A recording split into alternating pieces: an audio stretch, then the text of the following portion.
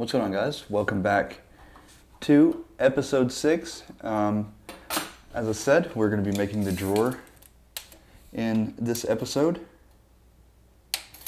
And I'm just taking the measurements so that way I know exactly what size I need for the drawer front. So I got that. Let's go out to the shop.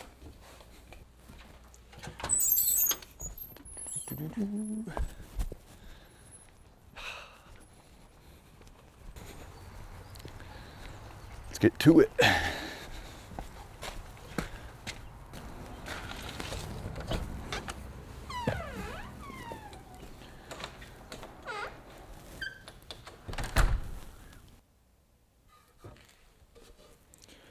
Well, there is a nice looking piece.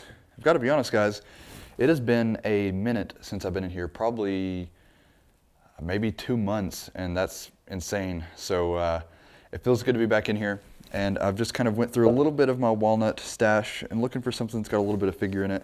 If it's going to be the drawer front, I want it to look really good. This piece looks like it has some really nice figure, so I think this is the piece I'm going to use. Hopefully it's long enough. I guess we'll find out here in a minute. So anyway, the drawer front's obviously going to be walnut. The drawer sides are going to be aspen. I really like the way aspen looks, and I really like the way it works. And the drawer back is going to be aspen, the drawer bottom is going to be aspen, and the drawer divider in the middle is going to be aspen as well. So the entire drawer is basically made out of aspen. The drawer front is going to be made out of this nice figured walnut. So I believe that's the plan. Let's give it a shot.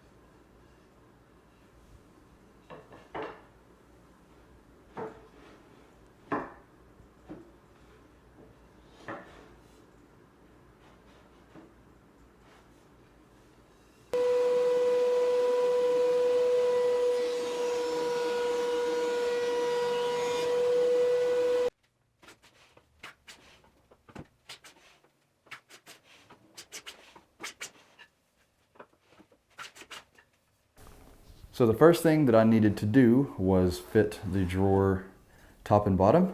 And as you can tell, I've got that pretty nice. I might take another shaving off, but I've got it fit in there at least on both sides, as you can tell. And now I have to get the width, so from here to here, fit. And as you can tell, I left it long. And the reason why I left it so long is because I'm gonna have to make the drawer front out of square, because I'm going to leave a picture on the screen of how out of square this is, but it's out of square, which is actually not that big of a deal, because basically your drawer front is your template. So however your case is, if you make your drawer front to match that opening, no matter if it's out of square or not, whenever you do the dovetails and you fit everything, if you set the drawer front right, everything will kind of follow. And that might not make much sense, but if you do decide to do a drawer like this on your own, you will understand what I'm talking about. What is nice about this is I'm going to set this angle first, so I'm going to get that nice and fit with that angle. And luckily I glued this case up square on this side, so I can just take my shooting board and get that final fitment right here, left and right. So that is exactly what I'm going to do right now.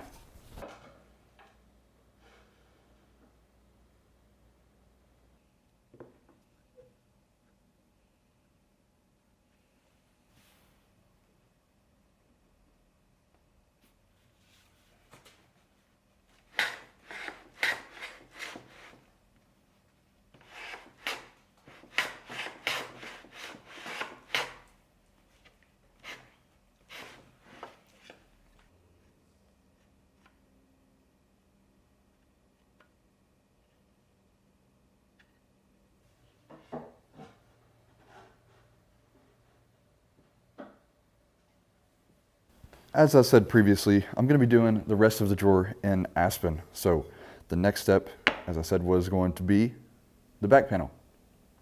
And we have to basically copy this exact size to the back panel, because if it's not the same as this, the drawer will not fit right. And what makes it more difficult is obviously that angle that we had to cut on one side, because I glued up the case at a square somehow. But that's not an issue. We will just copy that, and yeah, then we'll work on the drawer sides. We'll fit the drawer sides to the opening, and then it's ready to cut the dovetails. And after the dovetails, we're going to look a whole lot like a drawer. So let's get started.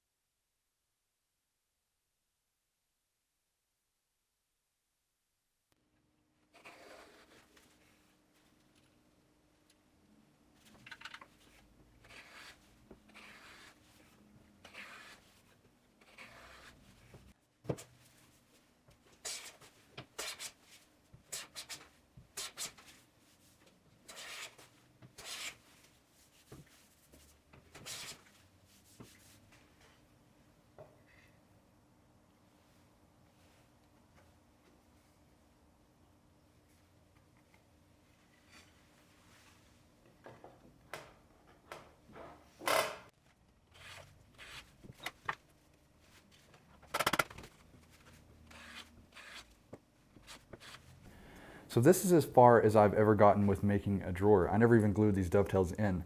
So this is a learning experience for me. I have done a lot of research and whatnot about drawer making. And one common misconception is just because you're good at dovetails does not mean you are good at making drawers. So drawers is like level 10, making dovetails is like level 3, if you're asking for my opinion. But anyway, I just feel like I would show you guys this a little bit. I might, kind of show you guys a little more about this little cabinet sometime in the future. This is one of my most precise projects that I've ever done. All of these pieces are fit into grooves that fit perfectly. So I might show you guys a little bit more of this a little later on, but let's get back to this project. I'm still trying to work out what the next step is. I want to make sure that I'm doing each step in the right order, because you can do these out of order and it will make things a whole lot harder, if not impossible, and you have to redo it. So I'm going to take a minute and kind of really go over what the next step is and what would be the best way to go about moving forward on the drawer. So anyway, let's go on. I want to explain kind of what my thought process is here. So everything is going to stay the same width until we go to actually fit the drawer to the opening when we have all the dovetails done, except for the back panel. Let me explain. So the back panel will never come in contact with the drawer opening, because when we actually install the back panel with the dovetails, the back panel will actually be sitting above the top of the groove for the bottom panel in the drawer. That doesn't make much sense. And I will eventually update the plans for this desk, and you can see exactly what I'm talking about in the plans if you decide to do so. But we're going to be cutting probably, I don't know, 3/4 of an inch. I don't use inches, but most of you probably do. About 3/4 of an inch off the bottom, which will actually put the drawer back above the bottom panel of the drawer. So that means we can slide the bottom panel in below the back panel, or the back of the drawer. That might make sense, but it'll definitely make sense later on. I just want to kind of give you guys a little bit of insight of what I'm about to do. This will actually be done a little later on, but I kind of want to explain the back panel a little bit. So we're going to be taking about 3/4 of an inch off the bottom, so that way we can clear the bottom panel after everything's already assembled. I think that would be the best way to do it. And that's the way most traditional furniture makers do it as well. And also, I'm going to be taking probably a 1/16 off of the top of the back as well. That way we don't have any friction whenever we go to put the drawer in, because really the drawer rides on the side pieces. So it rides on the side pieces as you put the drawer in, and that way you don't have as much.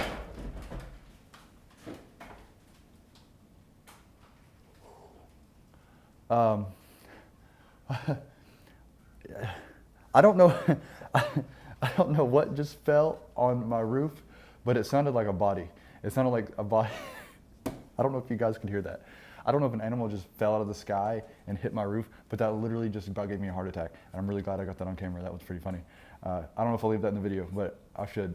But anyway, back, what was I saying? Yeah, so I'm gonna be taking a 16th off the back of the, I'm gonna be taking a 16th off of the back of the drawer. So that way it rides on the sides. So all that has to be pre-thought out before we make the dovetails, the layout for the dovetails. So the dovetails in the front are going to be, pretty simple. They're going to be half blind, so they're more complicated than regular dovetails, but nothing that I've never done before. But anyway, that's kind of what the plan is so far, and I'm going to kind of go over what the next step is right now in my head. So let's do that. My God.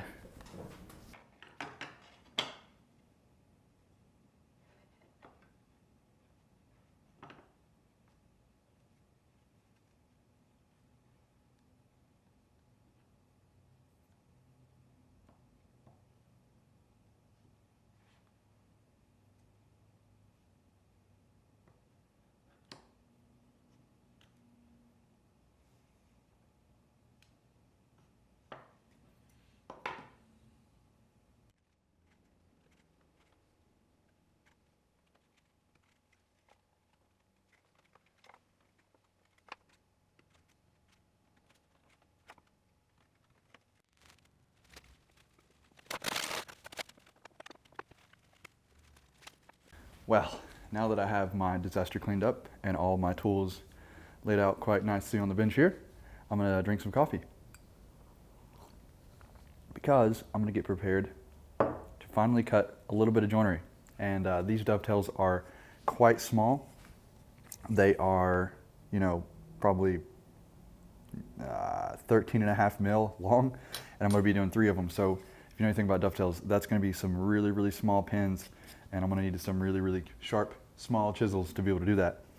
But before we are gonna be cutting any dovetails, I've gotta cut the rabbet that goes on the bottom of the tails. So that way, when I go to register it on top of the walnut piece, I don't have to, fuss too much with it.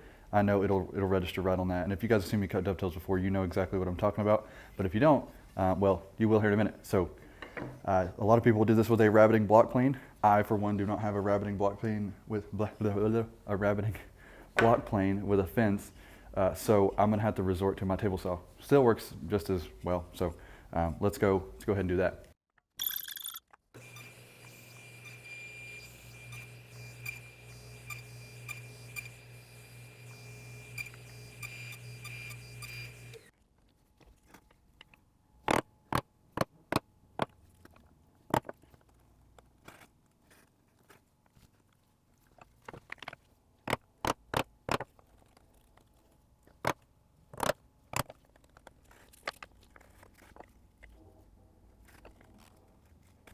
All right, this piece right here is actually a back that I messed up on. I'm using that to protect the side because my workbench kind of sucks, so I'm just using that as a protection.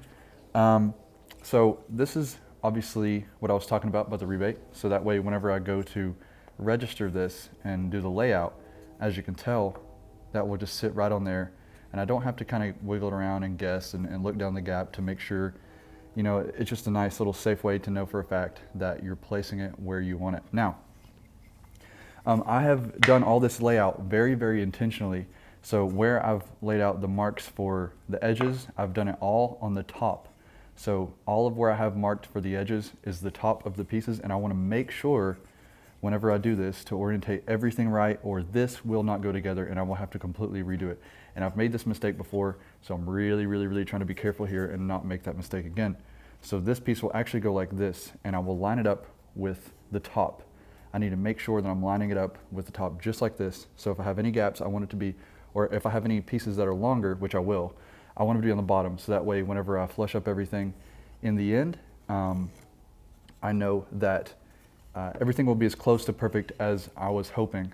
And well, obviously, I hope that is the case. But that is what the plan is for now. So next step, I'm going to be having a backing block that will sit behind this piece. So whenever I cut the dovetails, this is not a very wide surface to reference a square cut against the end grain here, because that is the most important cut on the tails. You know, you can have your angles off, but as long as you're a dead square, it's not really going to matter that much. So it is much more important for me to be dead square, and I'm going to be grabbing a block, you know, probably thicker than this piece, but I'm going to put it behind here, so that way when I have a mark across both of them, I know that I can get it much more square. So the bigger the piece behind it, the more square that you can keep it, because it's easier to cut straighter and more square on a longer piece. So that'll make sense here in a minute. So let's go ahead and finally start cutting some joinery here.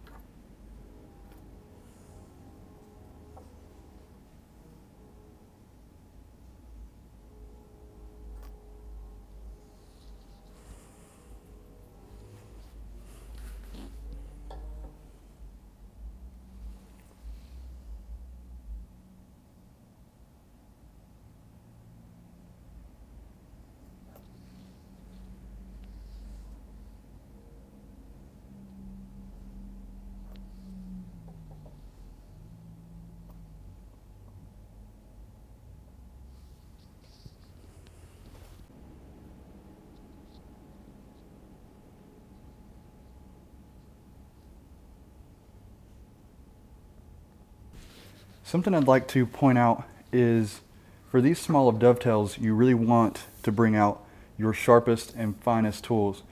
And I have a brand new saw that I can't find, apparently. I think this is it. I have a brand new saw from Suizan, I think is how you pronounce it. And I've never actually used this saw, so I know it is razor sharp. And the reason why you want sharp tools with this small of dovetails is because any imperfection is really going to show. And if you don't have sharp tools, you're going to end up crushing the wood instead of actually cutting it. So you really want some razor sharp tools, which means I'm also going to have to sharpen the tools or the chisels that I use to cut out the waste. So if your tools aren't deadly sharp, especially with this soft of wood, you're going to crush it and you're not going to cut it. And that is not going to work. So we need super sharp tools here. Really important. So let's get cutting. So before I start cutting these dovetails, there's a couple things that I want to address that some of you might have questions about. One of those being, Seth, I thought you cut dovetails with a Western dovetail saw, and normally you would be correct. And the reason is because I feel like I can have a much more accurate angle, and it's more of a repeatable angle that I just know by feel. But this small of kerf is really going to help me get a super crisp cut. And that's really what I'm looking for. I'm looking for absolute perfection. And I feel like this is a better route if you're looking for perfection. Now, I have taken a scrap piece and I have practiced cutting the angle with this, and I'm about 95% hitting the money every time. So I know that I'm pretty accurate with this, and I would say on par with the Western saw anyway.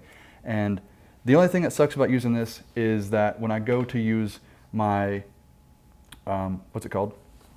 My fret saw, I can't drop it into this kerf. It is too thin. So what I'll actually go ahead and do is I'll drop a kerf right in the middle with my Western saw, so that way I'll have enough room to drop it down in and chisel one way and chisel, or not chisel, but cut out the other, cut out the waste with the fret saw. And so that is how I am going to do that. So anyway, let's go ahead and do it. Now, before I cut this, I know I'm talking a lot here, and that's for multiple reasons. One, I'm nervous because this is the most important part. As you can tell, this backing piece is really going to allow me to dial in that 90-degree cut across the end grain there, and that is super, super important, especially if you're not super comfortable using Japanese saws to do this, which I'm actually not. So this right here is a game changer if you're really trying to get super, super accurate with that. So without further ado, let's go ahead and mess these up.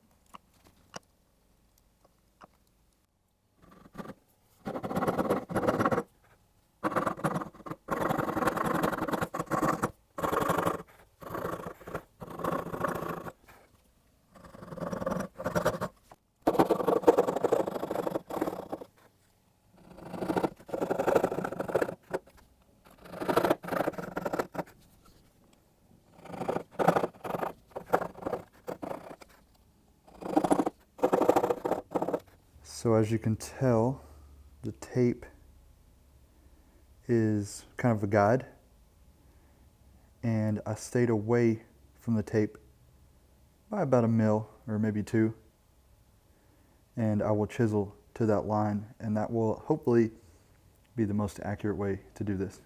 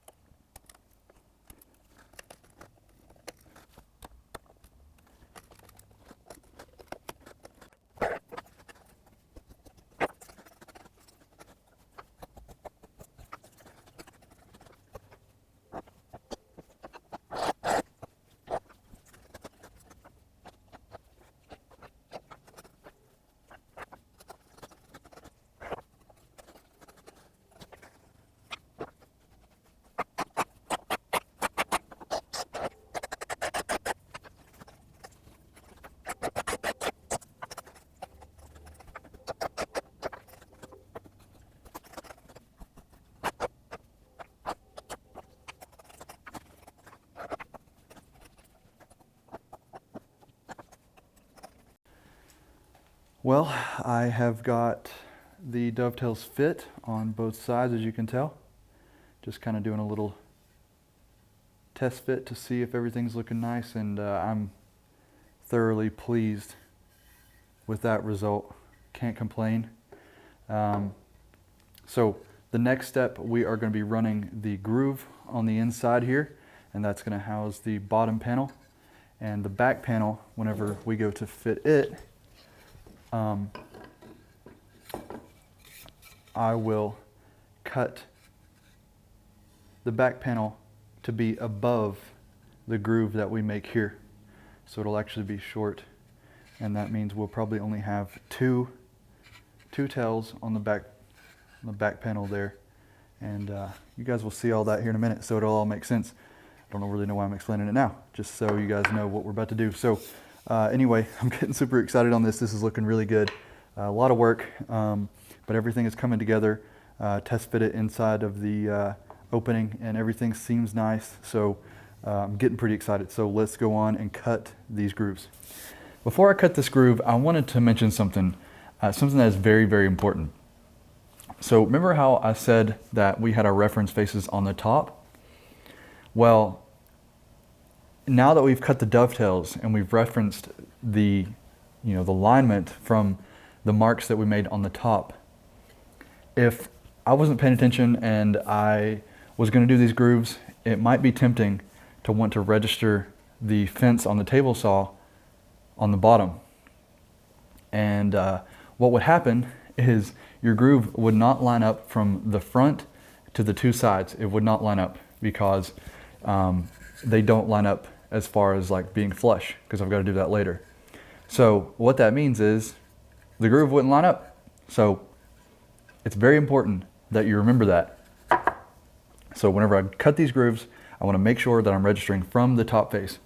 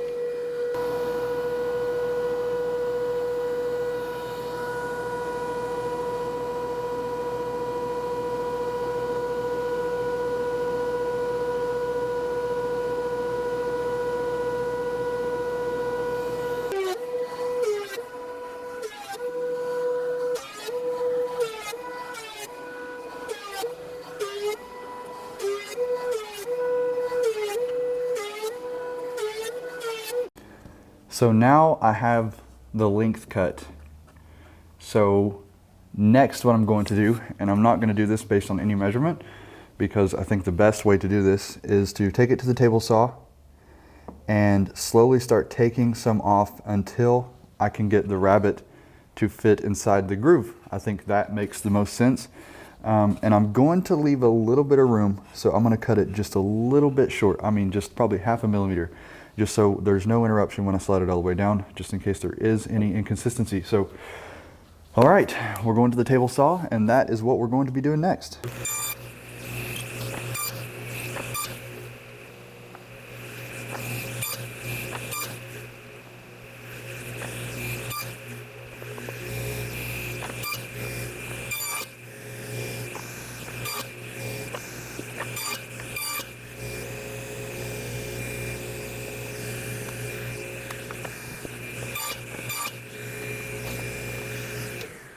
I know this is probably a surprise, but I'm an idiot and didn't hit record. So only thing I just did was I just dropped a little bit of glue in the bottom of the groove in the front on the drawer front there, in the groove, just like right here.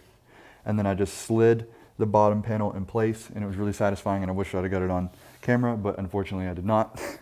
So that is all I did. And the reason is because the wood will expand this way. So if I glue it here and it expands out the back, I'm going to keep it long anyway, so that really doesn't matter, and that doesn't bother me at all. So the bottom, I left a little bit of reveal on the bottom here, so that way, you know, just any sort of inconsistency doesn't really show up, and I think that looks great. So now what do we do? Well, now it is time to fit the drawer, and after we fit the drawer, we can then install the drawer pull in the front, and that will complete this episode, and we're going to get that done today, and I'm super excited. So I'm going to plane this back up just a little bit. I'm going to keep it a little bit proud, and after that we will begin the fitting process. So let's do it.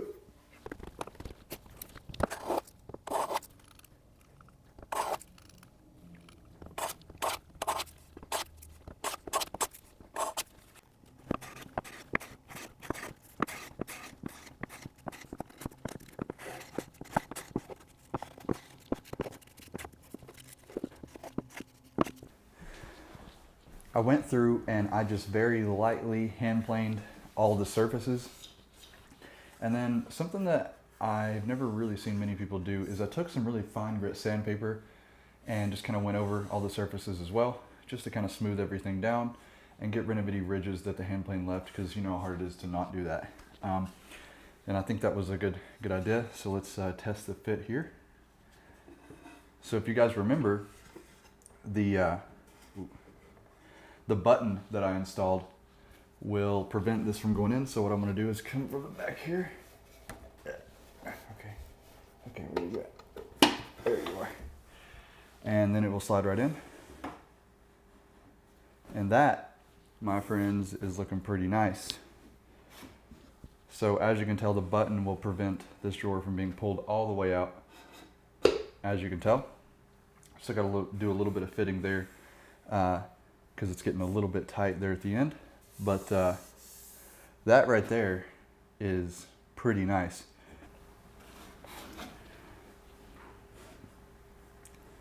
And the button is also located just in the right spot to give me a nice little 5 millimeter reveal all the way around. And you know, that is pretty solid too. So that little button was a really nice addition.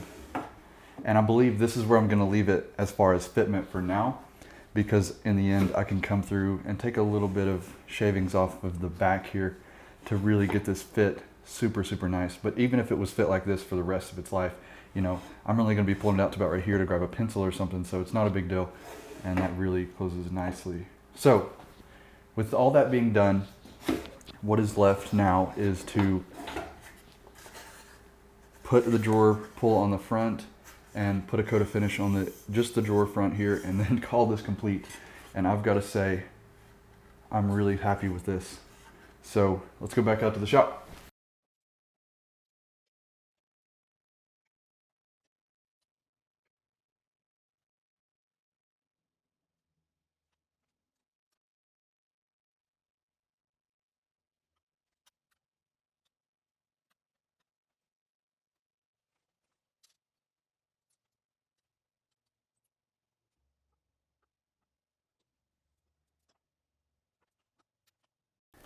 Just look at this maple. Oh, so good. So what I'm gonna do now is actually make the tenon before I shape it, because obviously it's gonna be a whole lot easier for layout if I make the tenon now and then do the final shaping, and then I'll cut the mortise and that will be it. So let's do it.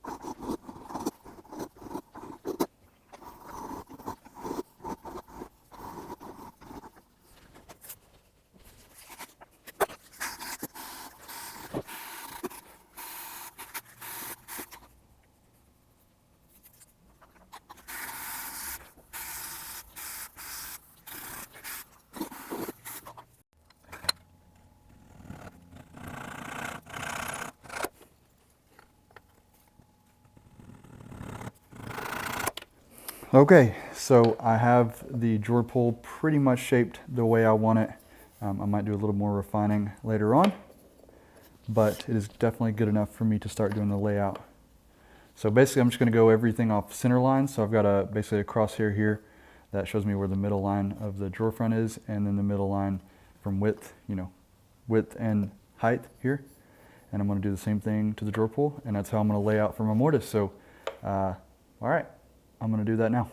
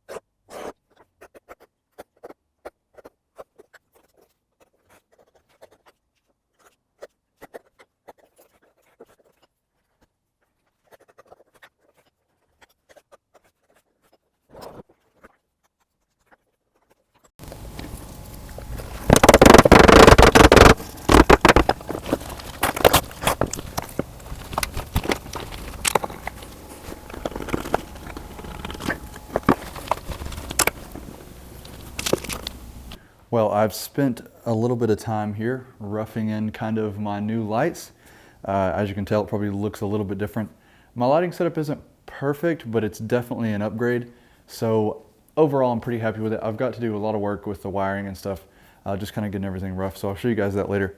But now it is time to do the last step on this drawer, and I'm really excited about this because I'm ready to have this drawer done. So what we're gonna do is do a very, very simple finish. I'm just gonna do a coat of beeswax over the front of the face, the top, and the bottom, and that is gonna be it. I'm gonna leave everything else unfinished. So let's go ahead and do that.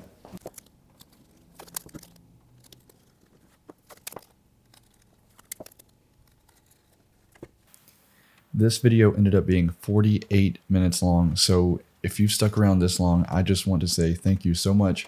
And I want to ask you, how do you like the longer videos? Would you rather have them longer or shorter? More explanation, less explanation? You just want to see me work?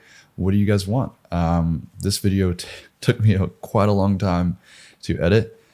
So I'm up for any of your guys' suggestions. So thank you so much for sticking around this long.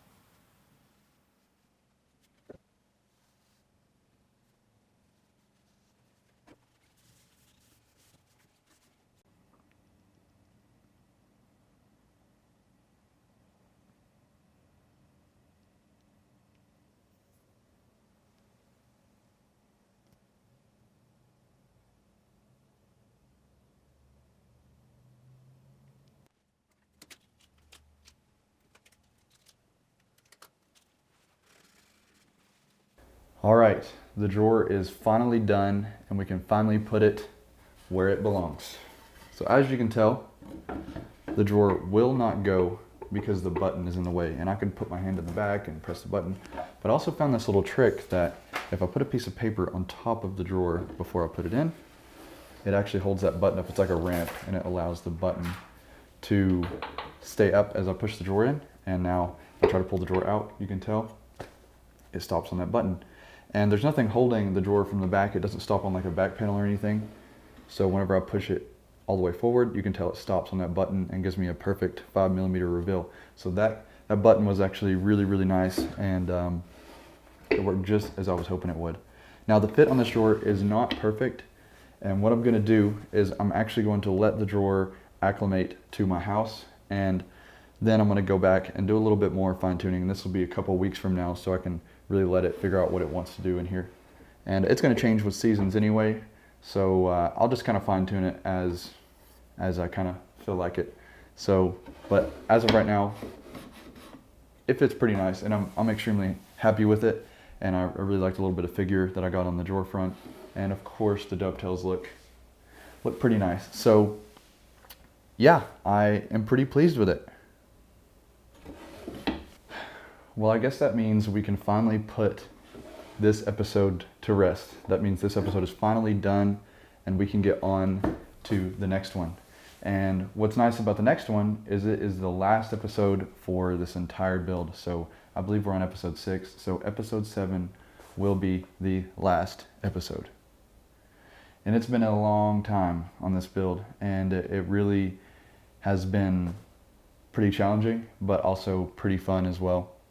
So I'm really excited about episode 7 because we get to do something that I haven't done in years, really, and that's a big Kumiko panel, and I've been looking forward to this moment for a long time. So tomorrow I'm going to go ahead and get started on that video, and I'm really excited because this is going to be the really awesome finishing touch to this build, and I think it's going to really kind of set it apart. So anyway, guys, I want to thank you so much for sticking around with me here.